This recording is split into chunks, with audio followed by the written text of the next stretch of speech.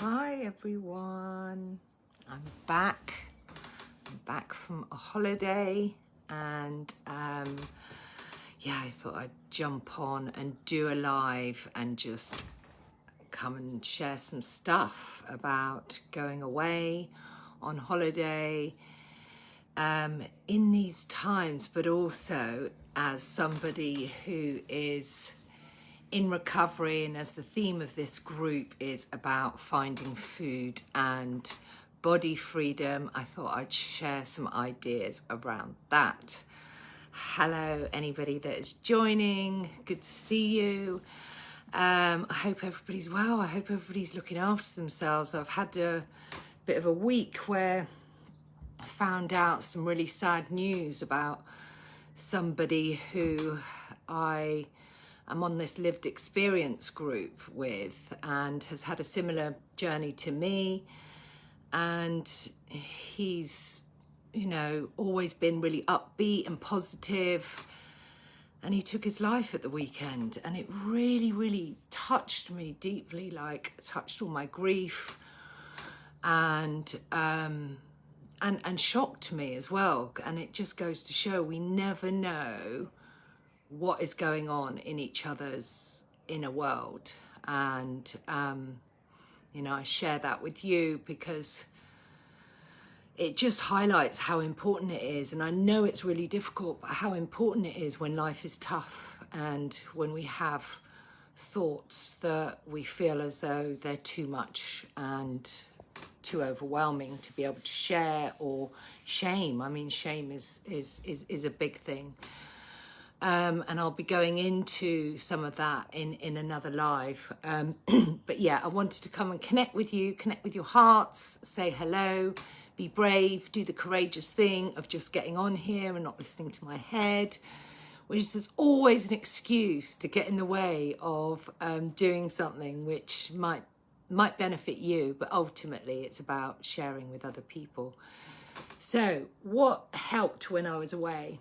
So historically, going away for me on holiday in active addiction, and whether or not that's been in my drugs or alcohol or food or body dysmorphia, historically what that used to look like would be a lot of focusing on what I thought I had to look like, the right clothes, the right body, the right, that exterior stuff of thinking it's all about what other people are thinking about me on holiday. And it would cripple me up so much. And if I was in the drugs quite often, it wouldn't be unlike me to not come out of a hotel room because I couldn't stop using drugs.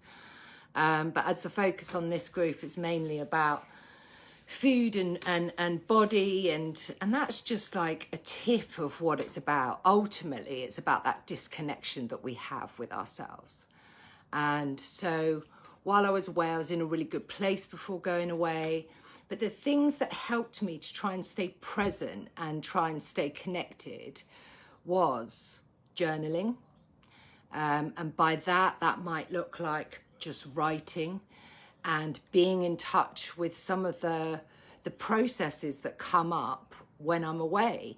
Because yes, holidays are a wonderful experience to go away and explore and taste new things and enjoy new experiences. But things can come up, and so journaling, the act of actually writing down emotions and being present with like, oh, that's why that's coming up. And I'll share an example is that at the end of the holiday, I was really fortunate to be able to go to Santorini. And while I was there, I hit some really uncomfortable feelings. And it was through journaling that I realized that some stuff came up around couples, and it's a very romantic place. Everybody's like insta romance, honeymoon, fabulousness, and it slightly touched, some stuff, a bit of loneliness or whatever, and then some other things about babies and seeing women with like nice little neat bumps, or their partner with a baby in a sling, and it touched some sadness in me, and I share in this quite vulnerably actually with you, but more to the point, it was through the journaling that I got to understand why and what that's about, and how I can hold my own hand through that so that I don't abandon myself. Because quite often, if I ignore that stuff, it will come up in another way. It will come up in some addictive or self-defeating or self-deprecating idea or thought pattern that would just make me feel less than. I'm not less than because I have those feelings. So yeah, journaling really helped me.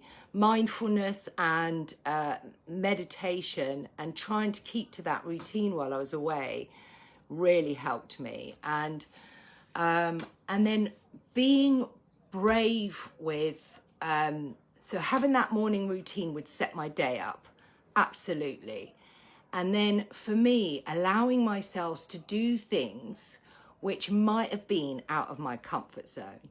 And that might be trying a different food or eating at a different meal time. And, you know, I know not everybody on here has come from restriction or eating disorders. And some people are coming on here just to have a community and just to feel connected. But I definitely felt that through that, getting myself right in the morning, and sometimes that would be a visualization, and other times it would just be some silence and some connecting with that higher power, higher version of you and our hearts, really, and being more centered in the body.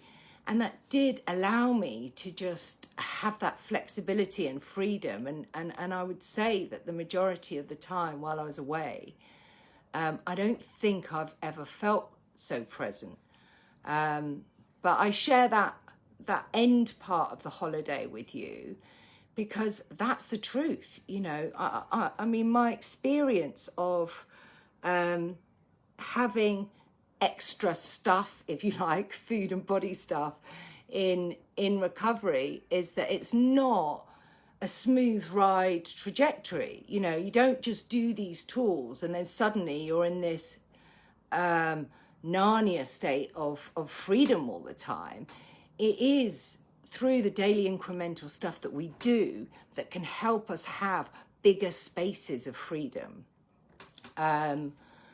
So, and then the other thing, I managed to be able to complete my breathwork training. And so I was doing a lot of breathwork. And I know I go on about this a lot, but whether or not it's breathwork or dance or yoga, anything that connects us into our body, into being a little bit more centered into our heart and in the here and now,